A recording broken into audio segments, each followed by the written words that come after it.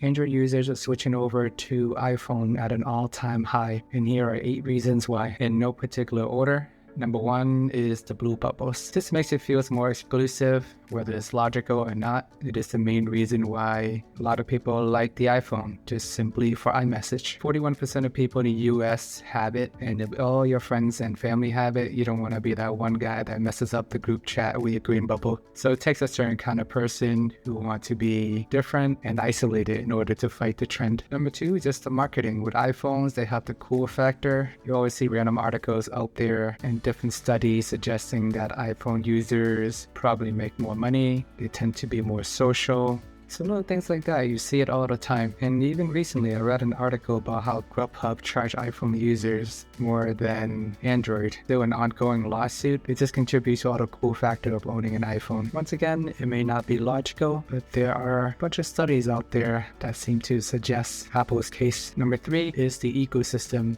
If you have an iPhone, you likely already have a Mac, AirPods, iPad. Basically, the whole ecosystem talk to each other really well. And if you already have an iPhone and you decided to switch to the brand new Galaxy S23 Ultra or the Google Pixel 7, then you are taking one phone out of that whole ecosystem, and then everything do not talk to each other as well. You have features such as airdrops that you can send files to your friend pretty easily. But nowadays, on the Android side, they have caught up in terms of all those features. They have Phone Link, where you can connect your phone to the computer.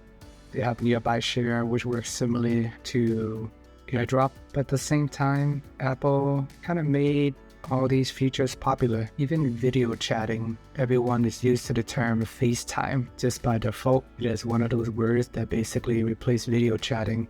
People are just used to saying FaceTime. Apple have a pretty integrated system, and it's hard to get out of it once you're already in it. Another reason why people are switching over to iPhone is they usually get new apps first. It's easier just to test a small, closed ecosystem of products that have a bunch of users rather than attempting to make an app for over a few billion people in the world and have to optimize all the different screen sizes, shapes, form factors. So in general, you tend to get newer apps first on the Apple ecosystem. Number 5. iPhones just hold their value better over time. Even if right now you go on Amazon and you look for an iPhone 13, which has been out more than a year, on the first page, all you see is just renewed iPhone 13s at $600. We see another renew for $668, $680. Number 6, in general, iPhone have pretty good battery. They have excellent standby time. Number 7, they have a very efficient chip. For the longest time, the Apple A Bionic chip has been more efficient than anything that Android has to offer. It wasn't until recently with the Snapdragon 8 Gen 2 on the Android side that you have seen a small close in the gap. But in general, Apple chips are super efficient. You always see their phone,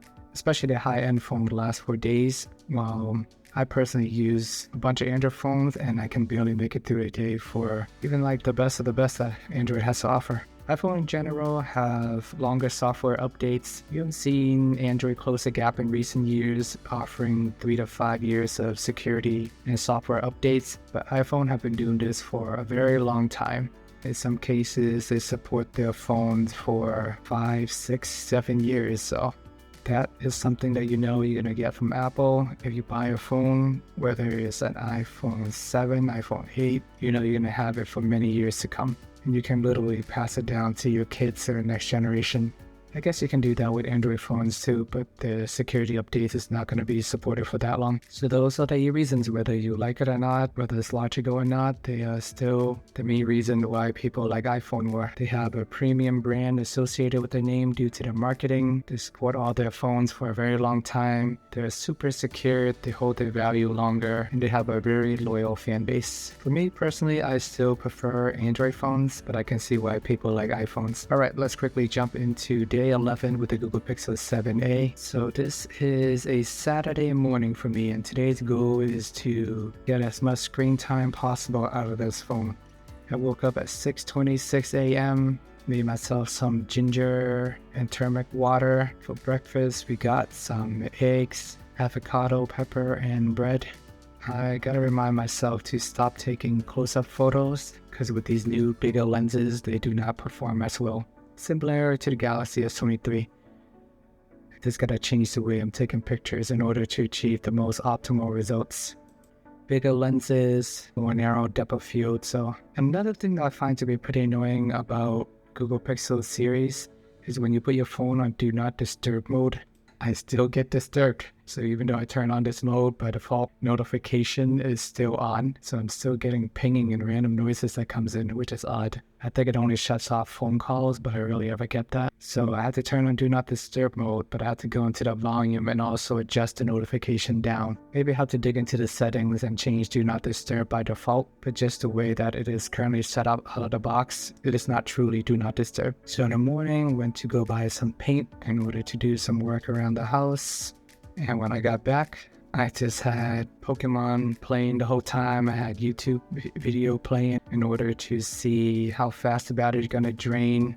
It is a mini torture test for me just to see how fast I can kill the battery and how long the screen on time is. By 3:12 p.m., my phone is basically drained to 15%. I used the camera for 20 minutes in the morning to make my daily vlogs. Did Pokemon Go for 2 hours and 15 minutes, YouTube Music for 34 minutes, Google Photos for 45. And one thing that I find to be odd is I did have YouTube playing a lot. It says 6 hours. I guess 3.5 hours of that is in the background. So all these make sense just in terms of usage. But when you switch over to the actual usage screen, it says 6.5 hours of idle time and 2 hours and 17 minutes of screen on time. That does not really make sense how Google is calculating this, because if you go back to the prior screen, how can I have YouTube running for more than 2 hours and Pokemon Go is going for more than 2 hours and at the same time only get 2 hours of screen on time? So that's odd. If I were to do my own recon and add all these minutes up when my screen is actually on, we got 18 minutes of the camera, 2 hours, 15 minutes of Pokemon Go, 34 music of YouTube Music, 45 minutes of Google Photos, 10 minutes of the Coin Master game, 14 minutes of Snapchat,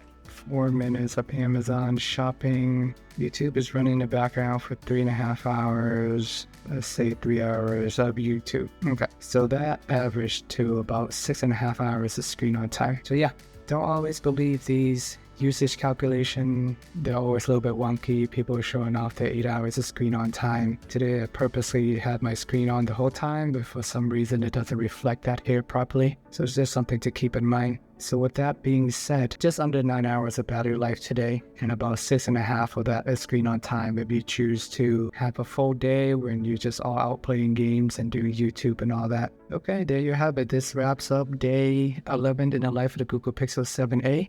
Remember to check out day 10 if you're curious how the fingerprint sensor worked on the Google Pixel 7a.